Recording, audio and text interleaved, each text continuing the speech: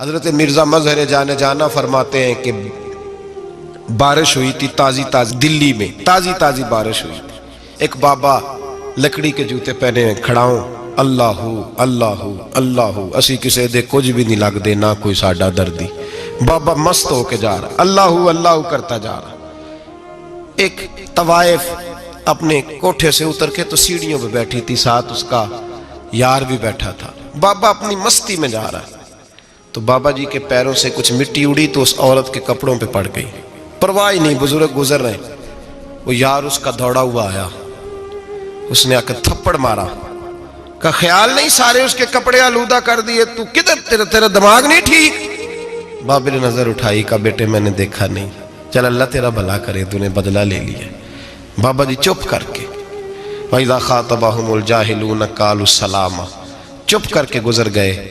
ٹھنڈ کا موسم تھا، بارش تازہ ہوئی تھی، حلوائی دودھ کاڑ رہا تھا. اس نے بٹھایا بابا جی کو پھٹے پہ، پیالہ پکڑا، دوڑ کے آگے بڑھا. بزرگ آ گئے، آئیے بیٹھیے. دودھ کا گرم پیالہ شکر ڈال کے دیا. بابا جی نے دودھ پیا، پھر نظر جھکی، پھر رنگ بدلا.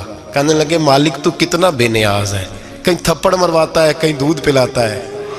تیری بے نیازی ہے نا، ادھر تھپڑ مروایا یہاں دودھ پلایا، تو ہی جانتا ہے تیرے رنگ کیا ہے. ابھی بابا وہیں بیٹھا تھا، دوڑے آئے پیچھے سے لوگ، شور ہوا. بابے کو دبوچ کے وہاں لے گئے جہاں اس نوجوان نے تھپڑ مارا تھا. کہا تو اللہ کا بندہ ہے، اللہ کے بندے بد دعا تو نہیں دیتے. ہوا کیا؟ کہا تو نے بد دعا دی ہے؟ کہا نہیں دی، بات بتاؤ. کہنے لگے اس نے تجھے تھپڑ مارا ہے، چھت پہ چڑھا ہے، پیر پھسلا ہے، گردن کے بل گرا ہے، منکا ٹوٹ گیا، مر گیا ہے، تو نے بد دعا دی ہے. بابا جی کہنے لگے یار میں نے تو دوسرا لفظ بھی نہیں کہا، بھلا ہو کہہ کے گزرا ہوں، میں نے نہیں بد دعا دی. کہا تو نے دی ہے تبھی تو مر گیا. کہا نہیں دی. کہا بابا تو بزرگ آدمی ہے، سچ بول. تو بابا جی کہنے لگے سچ سنو. پھر میں آ رہا تھا، میرے پیروں سے مٹی اڑی، اس کے یار کے کپڑوں پہ پڑی، اسے برا لگا، اس نے مجھے مارا.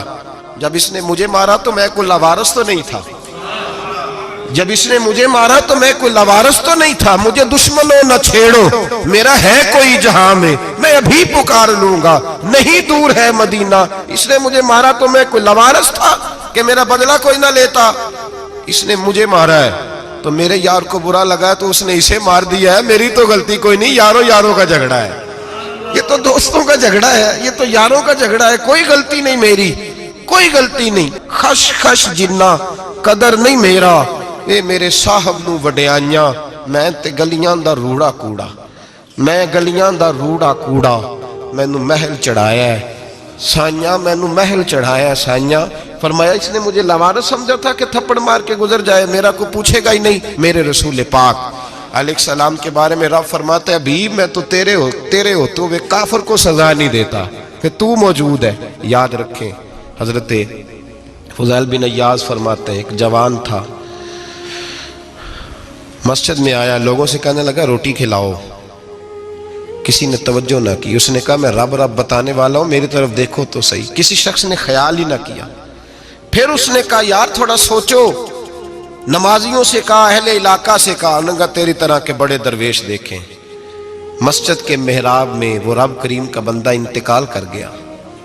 جب فوت ہو گیا نا، لوگوں کا مزاج ہے بیمار کو دوائی نہیں دیتے، جنازے پہ وقت پہ پہنچ جاتے.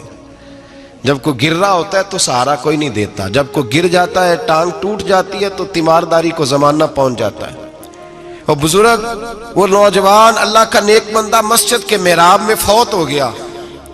حضرت فضیل ابن عیاض کہتے ہیں امام صاحب نے اعلان کیا چندہ دو، کوئی لاوارث فوت ہو گیا، کفن دینا.